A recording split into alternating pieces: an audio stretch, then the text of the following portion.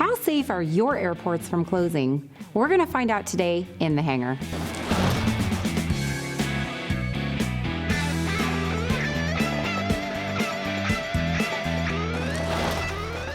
Welcome to In the Hangar. I'm Christy Wong. And I'm Dan Milliken, and this episode is sponsored by our friends at Wingfield Aviation that offer the best in transparency and service for your aircraft maintenance.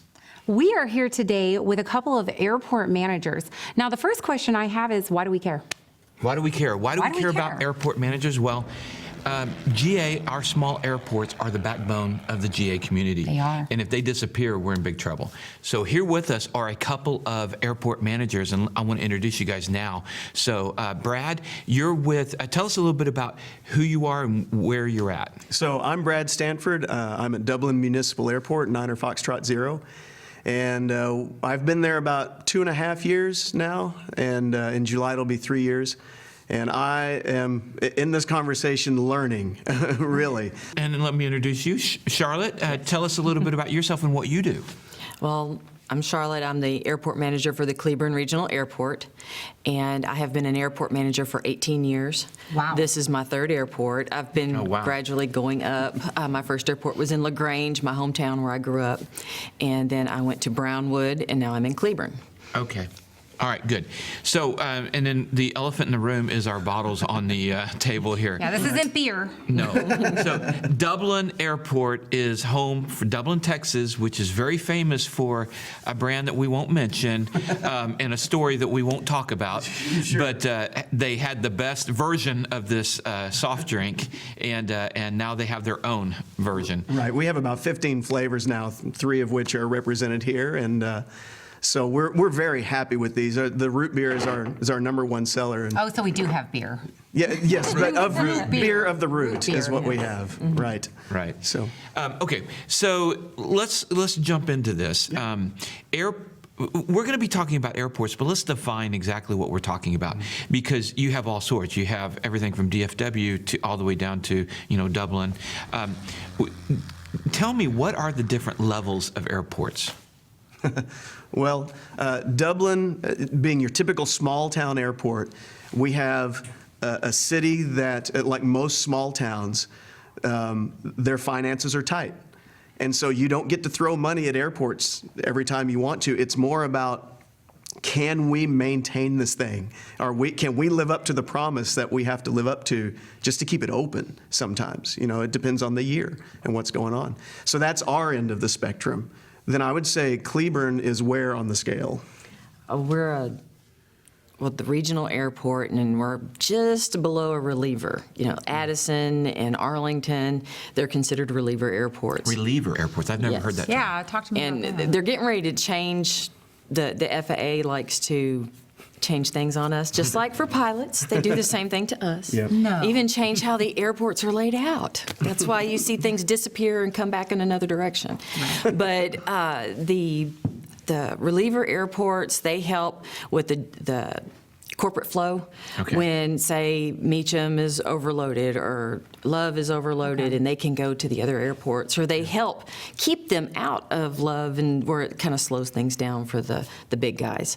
So like Arlington, when the games are going, they'll have tons of large jets out there for people flying in. And that would be considered a reliever? Yes, Arlington. they're a reliever, and so is Addison.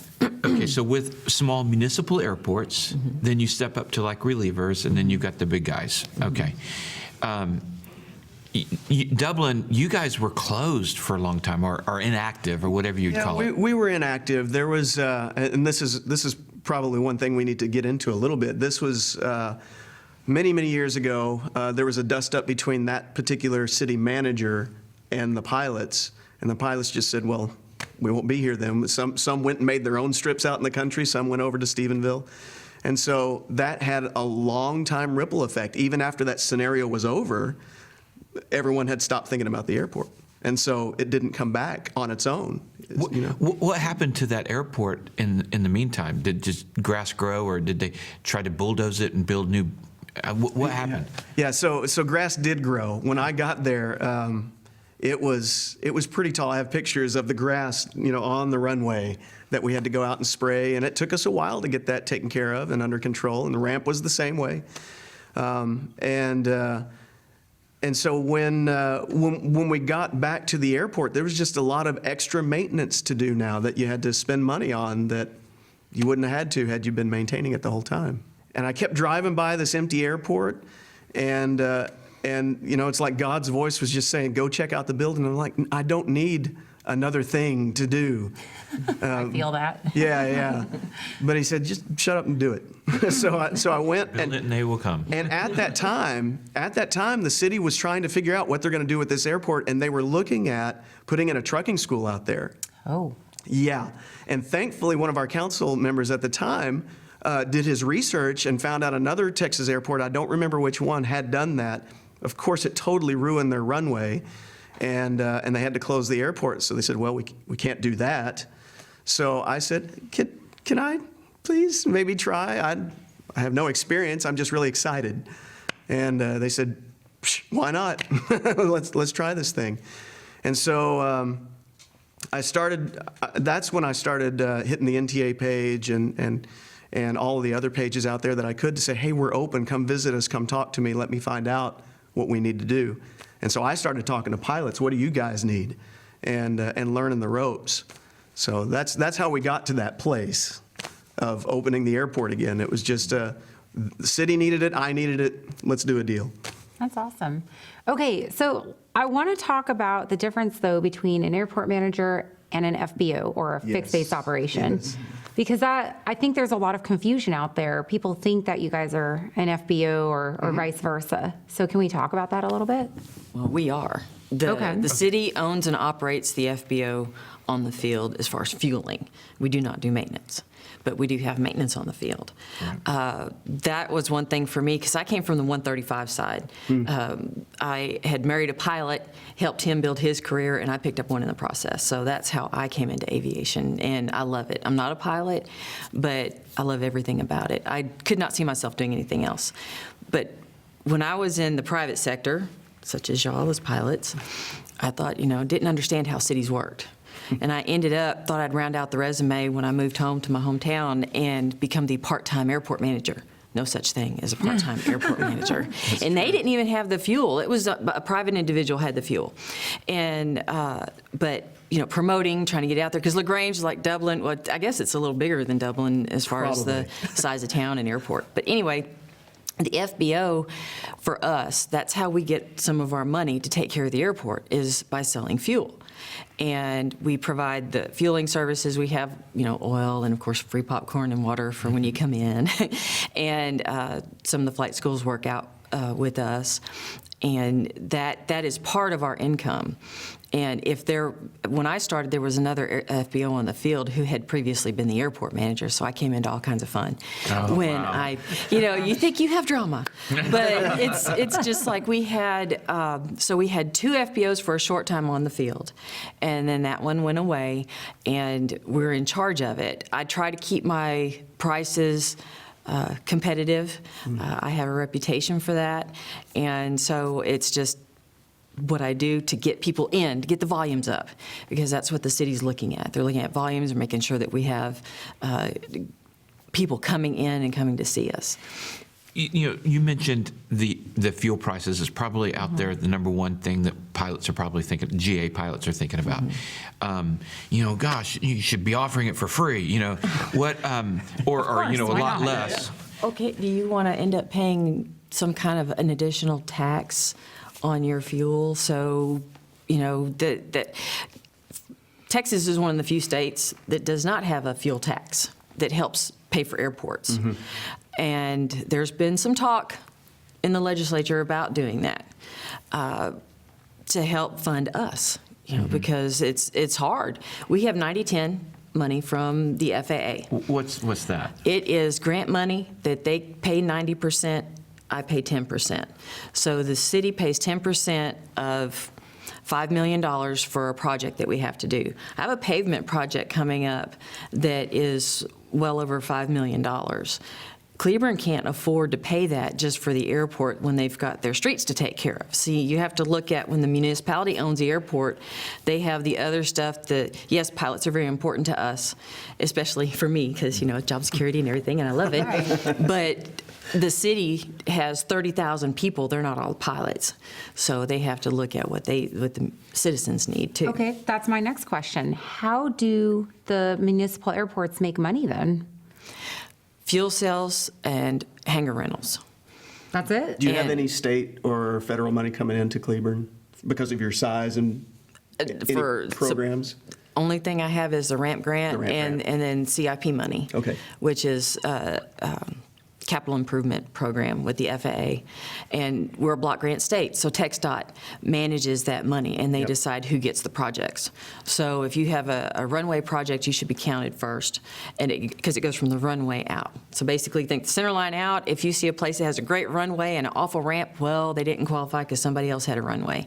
So they're going to work on it to get their ramp done. And this time we get some of that money. We have a $1.3 million project coming up, which means that a city the size of Dublin has to put in $130,000, and that's not going to sewers, and that's not going to sidewalks, it's not going to infrastructure. So it's tough for a city to decide that. At the same time, the city's going, yeah, but it's $1.3 million. So why would we skip out on that and not? But your citizens the citizens of the town, they may not agree with that. Right. And so because sometimes not everybody's a pilot. Right. you're right. Sometimes there's the rub when you're reelected for city council. You may want to campaign against an airport. You may not be a friend of the airport once you get into office, and it sometimes politics plays into this money. So in addition, though, to the improvements, the runway, the sidewalks, airports have daily, weekly, monthly expenses that you have to find a way to pay for. Right. And that's where that money goes to. Correct. Because you don't work for free. No.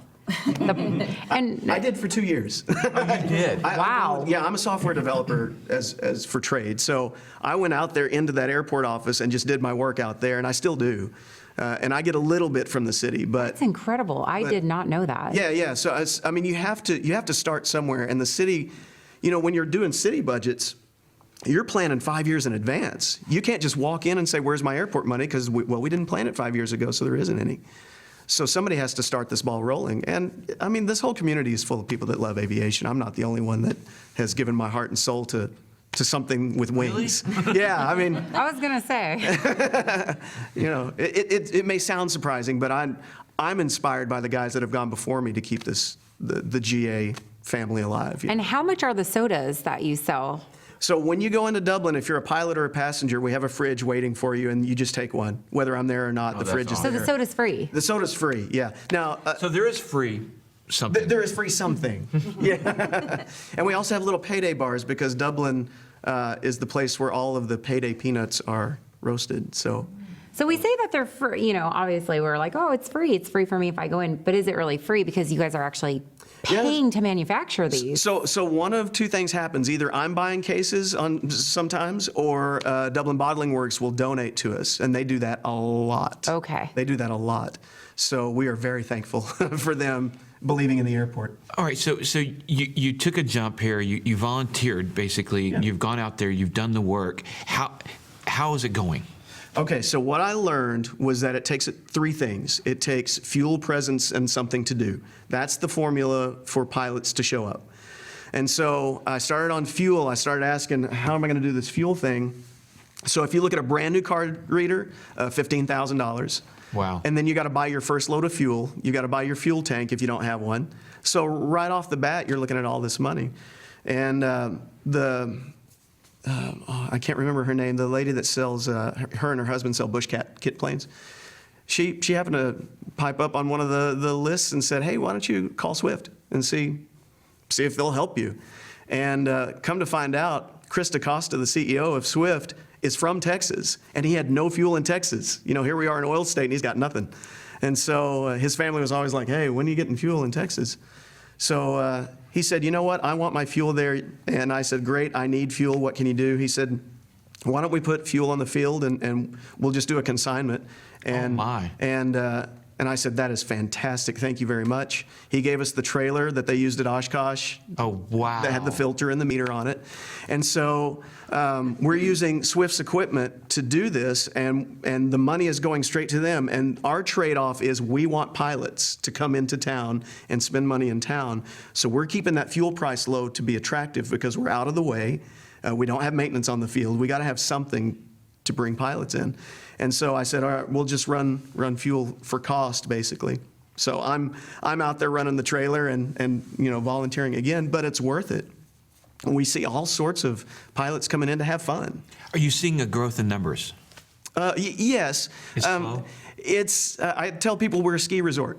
When the weather's right, we have pilots. And it's because of our distance that makes that a challenge. It's easier to just stay in the pattern when the weather's kind of iffy than come down and visit us. And we're also having the conversation on the town side of, hey, if you have something spectacular to do, they will come. Look at Stephenville, and Heart 8 is right there within walking distance. Pilots show up there every week. Do you have a good restaurant? We have many good restaurants. Our claim to fame there is Granny Clark's downtown. Okay. And I tell people, if you're looking for carbs and calories, that is the place to go. It is traditional Texas fare. I have not been hearing that on all the conversations for $100 hamburger. No. So we Oh. need to get the word out then. Okay. Because, how easy is it to get from the airport to Granny Right. Clark? Yeah, so we have a courtesy car, and I have been known to be taxi as well. If you enjoy a 1998 Rover experience, then I'll drive you into town like that if that's available. And I I have drive a Crown Vic. I don't care. Like, that's what we have. We have the old Crown Vic. perfect. Yeah. The real pilot. Yeah, that's right. Yeah. That's amazing. Most pilots look at the car and say, "Oh yeah, I know what to do." Yeah. So what about Cleburne? Do you guys have airport cars? Yes, we have. Well, we had 4. Now we're down to 3 because one kind of died. Oh, but I'm okay. working on it. We have 2 Crown. We have 2 Crown Vics. One's still in the shop, and 2 Tahoes. That's- One that Oh, has. wow. I didn't know you had Nice. Tahoe. Wow. Well, no, I know where. they're not wow. No, they're. I've driven one of your Crown Previous- Vics before. Yeah, it's like woohoo, Yeah. But Just like any other. But Yeah. it's Yeah. a free. I mean, Yeah, it's free to free. pilots courtesy car. That's amazing. And what's funny is when pilots get in the one Tahoe that has the lights that we use for the runway inspections, sometimes they come back with them still going. They turn them on, Pilots will be pilots. Oh, look, a switch. Yeah, and the button right there. Yeah. So, but yes, we have 3 and a lot of places to eat too. And Cleburne is actually getting new places in town on the square. We have a lot of the city has incentives now for the businesses to refurbish and brighten up things, and so with the things that I plan, like we have our pancake breakfast this weekend coming up. We do one on every 5th Saturday. So if the weather's nice and it's not freezing, well, if it's cold, I'm still out there. I have my Carhartts, I get them on and I get out there. But if it's nice, we'll have a wonderful turnout with our fly-ins. My first airport's when I learned how to do fly-ins. And it was so funny when I came to Cleburne because they had a fly-in and I think they had like 15 or 20 pilots show up.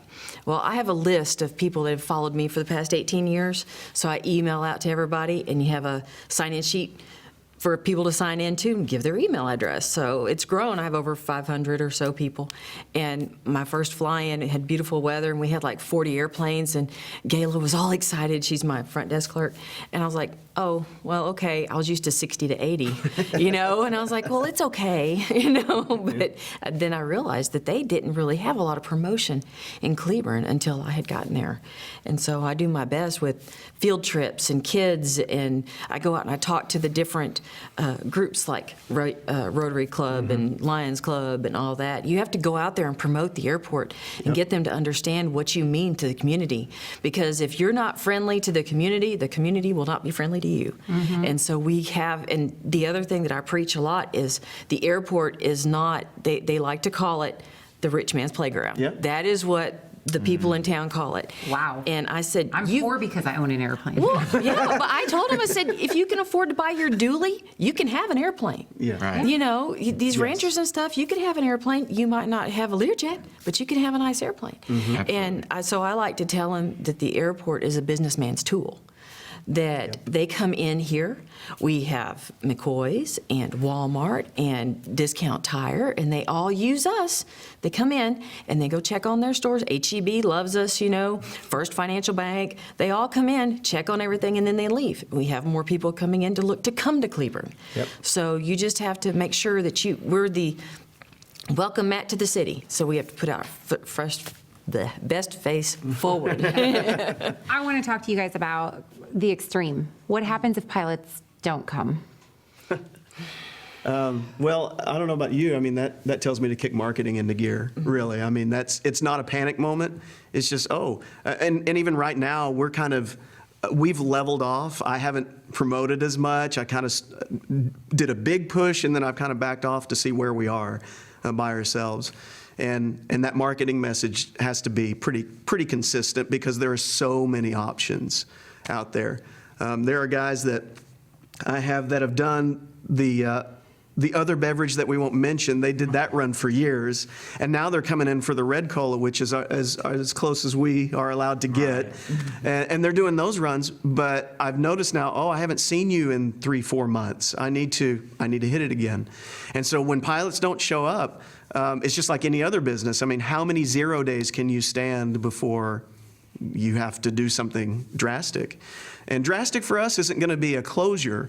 I would say the threat of closure or the threat of trouble comes from your relationship with the city council. Okay. I don't know if you guys saw the piece from Redbird a while back when he closed down the FBO down there, but he mentioned when he signed the papers, he wasn't thinking about a different city council is going to be sitting in place later. And so that relationship constantly has to be nurtured. And so if you don't do the interface with the city, interface with your citizens, and interface with the pilots constantly, then you're going to miss something. Your airport's going to get less traffic, and you're going to have less revenue, and now you're going to get grass growing again. Well, I guess one big takeaway for me is that as I think about this, I really want you in Dublin to be successful. I really want Cleburne to be successful. And I think that as a pilot, as I'm looking at, I pull up ForeFlight and I look to see who's got the cheap avgas, and I go to Bridgeport or I go to here or there just to fill up. And I think I need to think in terms of, supporting you guys, not just what's the lowest price. And I mean, it's important to price shop, but you get all up in arms. I do as a pilot about high fuel prices, but really we're supporting you guys. We're building a community. We're helping each other out, and I think that's a different way to think about it for me personally, and that's my big takeaway here. If I wanted to, if I had to make my living on just fuel sales, I probably wouldn't do it for less than $7 a gallon out there, really, Right. because of our distance and the volume. The volume is low because of our distance, and so I would have to price it there. At the same time, when I was researching fuel, I learned from the car industry, you don't put in just a gas station. The gas station is always a loss leader to get people into a store of some kind. And so they already have that formula worked out. And so for us, we think of fuel as a business, and really it's not by itself. It's a tough business if you're trying to do it. It's a loss leader. It is. So, also we've had like Martin Polly on here, who's from Europe originally, and we talked about like how I didn't realize how good we have it for GA here. Yes. We start complaining about, oh my gosh, $5 a gallon, they're paying $9. Yes. Like right a now. liter. Right. And so it is much worse over there. So I think that we, as pilots, we love to complain, but we need to complain less about this and just, have a different mindset. Absolutely. So, okay, we still have tons of things here we could go to, but what I'd like to do is let's open it up Yeah, for let's do questions that. from the audience. So, Matt, if you can go ahead and hop on up, and who has a question here? All right, we'll start right here. Say your name and your question. Hi, I'm John Chrisman. My question is, do either one of your local communities put money into your airports, or are they pushing it has to be self-sustaining? They put money in the airport through the general fund. Any money that is raised at the airport has to stay at the airport. So I have all my fuel sales come into the airport's coffers, but they have to subsidize me with the general fund at this time. There are other airports that are self-sustaining, but they have higher traffic, larger reliever airports. But to Brad's point, like he was saying earlier, you have to show the city that there's a need for you to get that money so that you can obtain it. So it's not just as simple as, we get an allowance. You actually have to work for that money. Right. Well, my question then to follow up on that, would you say that most of these small municipal airports are not self-sustaining and are subsidized by the cities? Absolutely. Okay, that's important to know. I would be surprised to find a self-sustaining airport, quite honestly, at this point. At the municipal level? At the municipal level, yeah. Okay. At what level do they become self-sustaining? The DFW? the fund, Yeah, pretty much, yeah. Well, and Even like the Addison, relievers are- The relievers, pretty much, because they have more traffic. They have more businesses. They have, higher hangar rates. The thing is, they have more hangars. I think I have 60 T hangars, at the airport. what do you have, Brad? We have a total of 10, I think. Two of those are, well, most of them are privately owned, actually, and we're working on getting those back. The city has a couple, so. Is it safe to say that the airports that do have the lower fuel costs, like the Bridgeports and the Shermans and whatnot, because they have either no or very few airport employees, because they're like no frills. I mean, Bridgeport's great. I love going there. But you walk in, it's a building with restrooms, but I mean, it's no frills. That's it. There's They've not got even popcorn. They've got, yeah, I know, right? I mean, they've got an old. But they got great fuel prices. They have a courtesy car that they leave there. They expect the pilots to fill up when they're done. But I mean, that's it. There is nobody there. That's a great way to keep costs down. Yeah, exactly. So that's how they're keeping their fuel costs down. Or to have volunteers. Yeah, I mean. Yeah. Well, and there are a lot of municipal airports that the city manager or the parks director, they're the manager. They oversee the airport, so they send a guy out there to mow and weed eat. That's it. Okay, so if municipal airports are not self-sustaining and are subsidized by the city, would you also then say very few of the municipal airports have full-time staff? Or that's more of a mix? It's a mix. It's a mix. I don't know those numbers. Okay. Right off. All right. All right. Who else? I have a question for Charlotte. You've got 60 T hangars. Wondering what your waiting list is like compared to ours, but more importantly, if I wanted to build a big box hangar, what's the secret to getting a ground lease and getting that going? Oh, in Cleburne? Yeah, from your perspective. Sure. I'm not, absolutely. Well- I'm going to take what you share and use it at mine. Go ahead. Well, you have your ground lease price per square foot or price a year. Ours is 11 cents a square foot a year. We're one of the cheapest ones in the Metroplex, trying to generate people to come out and build hangars. So you would come to me, we'd look at where you want to put the hangar, do 11 cents a square foot. We'd take your idea, what you want for your hangar, take it to the airport board, take it to the council, get everybody's blessing, and then we get started.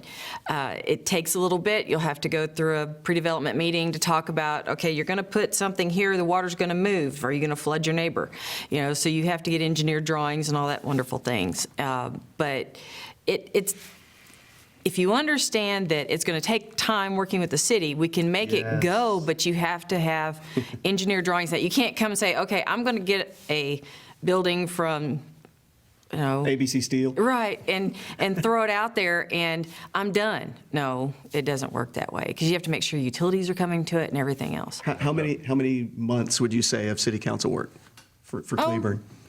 Well, it depends on when I have my paperwork to take to them because it's like we have to have it ready 2 weeks in advance of the council meeting. So worst case, when I'm ready to go to council with it, it might take an extra 3 weeks. Got it. And how long do those ground leases last? When it's over, does the city get back the building and the land? Yes, they have that in their ordinance for the city. We'll go 40 years on it, and we're looking at doing it based on the amount of money that you spend. But currently, it just says 40 years. It does not say. I mean, you can build a $100,000 hangar and have it for 40 years, and somebody else come in and build $1 million hangar and have it for 40 years. So, All right. Question over here. So this kind of tees off that, but I think you may have answered it. Why aren't cities, if the major revenue source is hangars, building more hangars, especially if they have the 90-10 and getting private investors to take We the don't get to 10? use that money for hangars, only for maintaining the pavements of the airport. Center line out. Yes, because hangars are not that important to the FAA. They used to do hangars. Years ago, they Well, used you to can do use hangars. NPE money for hangars. What's that? What's that? Non-primary entitlement funds. We receive $150,000 every year to Must be use. I'm in the NIPIAS, okay? I'm sorry. Brad, you need to type. You need to tap into some of this alphabet Well, money. that's what I was telling you earlier about the program that's going away. I cannot get into that even if I wanted to because the FAA said, that costs a lot. Let's not put any more airports into the system. Well, and the thing is that you can bank the money and use it, which is like for my large project, that's where it's going. I couldn't put it into hangars. The city itself at this time, because we're in a transition to we're growing, cannot afford to build the hangars. They've thought about going out for a bond, things like that. But with the climate in the community at the moment, it probably would not work. But we're looking at it, because I do have a pro-aviation city manager, and I have a pilot on city council, so that helps. And they all see what the airport brings to the community. So we will get there. It's just going to take a while. And for to be able to me, build some. I started, I'm having to think really outside the box just because of our situation. And one of the first things I looked to was, okay, what about business investment? Let's get some guys out here who want to share or build a hangar. Let's see. Well, you get priced out really quick, especially if you're building to lease to other pilots. So you're looking at anywhere, and I know right now in pilots' heads, they're going, well, the building's about $24,000 and it's concrete's this much. You're about $80,000 to $150,000 in once you get a hangar that's rentable, concrete floor, electricity, all that stuff built, and it's gorgeous. And you're not going to make your money back for another 9-10 years on that. And business investors today, they don't like anything past 3 years. Oh, wow. 3 and 5 is I am out of the deal completely. 3, I've made my money back. 5, I'm out. And so 10 years is way out of reach for that. So. And it's not just as simple as slapping a building there, right? Because you've got to do electrical, oftentimes plumbing, and things like that. Yeah, So. yeah, you have to take care of that if you're the building owner. Wow, I was just thinking, how much money do the small municipals make off their hangar rentals? Is it almost a loss leader as well, or are you actually getting some funding or funds in? I mean, if we had volume, it would be okay, but we're sitting at 150 a month, somewhere in that range.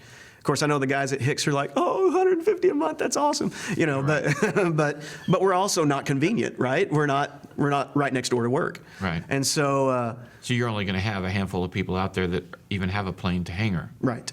Yeah. Right, okay. right. So all of these things that we think, and quite honestly, back in the heyday, I was growing up in Hearst when I was born in '72. I don't know how that makes everybody feel, but I was coming in on the tail end of the great stories. By the time I was aware of the aviation industry in Fort Worth, Good had already closed, and there were a couple of grass strips I would drive by every once in a while and said, wow, something used to happen there, and so I have that heritage of the Mangum days and all of that in my head, like that's how it should be. And we just can't do that kind of stuff anymore. The money doesn't go as far as it used to. The cities have grown, the way cities operate is different these days, and so the rules have changed. So it's tough. All right, any other questions? All right. But we do a whole new episode on that. Yeah. So, all right, guys, this has been eye-opening. Thank you very Yeah, much for coming. A lot of and spending some time. information. This was good. I have a bunch up here. Well, I feel like we need to organize some big fly-in to go to Dublin and get some, Yeah. pure cane sugar soda We can make a drinks. poker run out of it so they hit all of us. Yeah. Yeah, that'd be fun. All right. All right. All right. Well, thank you so much for joining us. We hope you learned a little something here. I know I did. As always, if you like what you see, subscribe and share, and we'll see you next time. In the hangar.